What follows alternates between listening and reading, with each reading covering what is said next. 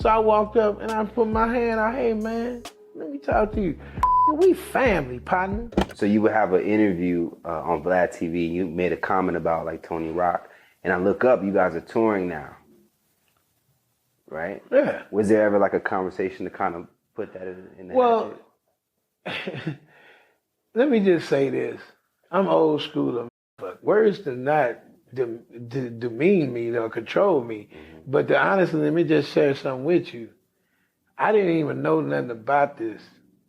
I think it was y'all shit. We did a story. It was y'all shit, you know. And let me tell y'all something. We did it on Bossa, and then we saw it, then we retold the story.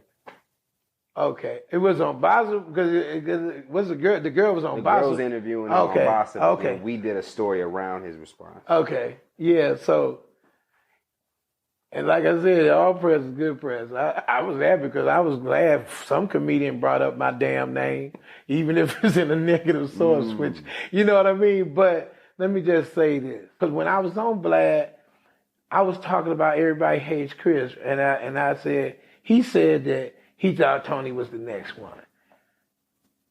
That's like saying Jordan or LeBron. That's just like saying Kobe or LeBron or Jordan.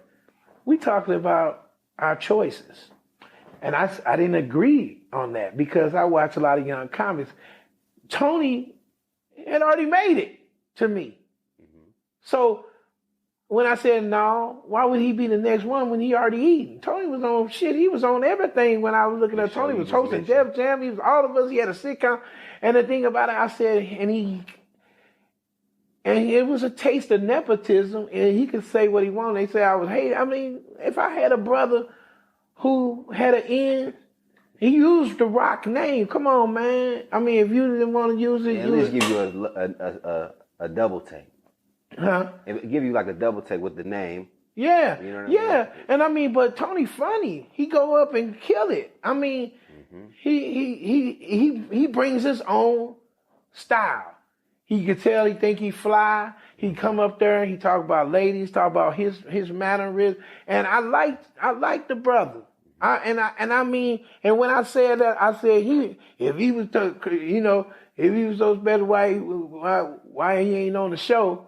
And he said, I'm Drew. I said, dude, relax. Yeah. I was playing. Did you get a chance to clarify that? Yeah, we were, and I'm getting to the story. So when I heard it I was on Sway in the morning, and when dude brought it to me, I said, man, I hate that kind of shit because I said, man, I ain't got no beef with nobody. My whole thing is I love everybody, and if you don't like me, good riddance to you, partner. Mm-hmm. I said, and if you walk around, you saying this on Bossa, I didn't even know, and I had to watch it on a video. I was like, when did this shit happen? I didn't even do it. This was so vague to me. So when I said, man, let's get this money, I said, Bill Burr over here fucking doing, and Bill, my friend, I think he's a wonderful comedian. But I'm like, how the hell he doing Madison Square Garden and we ain't? How the fuck why we ain't, that's why I'm trying to, we up here sitting up here worrying about a fucking, my choice, a comedian. And we so when that happened, I was just like, get out. We was in New York. And I called Joe Fox, who opens up for him. Mm-hmm. I called Joe Fox because I didn't have his number. I went on his website. Hey, man, holler at me. I called Joe Fox. I said, tell Tony, give me a call, man. Get my number. I said, is he sitting there? He probably was sitting next to me, but he didn't want to talk to me. And I was like, I'm a straight up face-to-face ass motherfucker. And then he talking about stomping me. I was like, stomping me? I was like, huh? I was like, oh, come on, man. Let's not, because I don't even want to get there with you. I'm going I ain't even going to go there because I'm a dangerous man. I teach it. I got a teacher that teaches me the 7 ways to kill a nigga every Thursday. You understand? I know some things, but I'm not saying that I'm the best at it, but I know how to get down. Something. Yeah. So the thing was, I wasn't trying to fight him because I got a lot of respect for them, and I love him not because he Chris Rock, because I know you. When I see Tony Rock before that shit, whatever that fucking shit was, and the thing was, he said I kept talking about him. I didn't keep talking about him. They kept playing it, but people kept telling them shit. And you know how people like to bring bullshit. And that's why I stayed away from these things, because they'll keep replaying it. Somebody else play it. So it looked like I'm still talking about what I wasn't. I got love for the dude. And that's why I said, and when he, we had a show in Montgomery, Alabama, him, Gary Owens, and everybody. And it was on the show, and I said, okay, cool. And I respect him as a man not coming. I respect him as a man trying not to get me on the show. You know, because that's what motherfuckers will do. You know, well, no, don't do me like that. I can't get this check. So right before the show, I went in his dressing room. I ain't see him.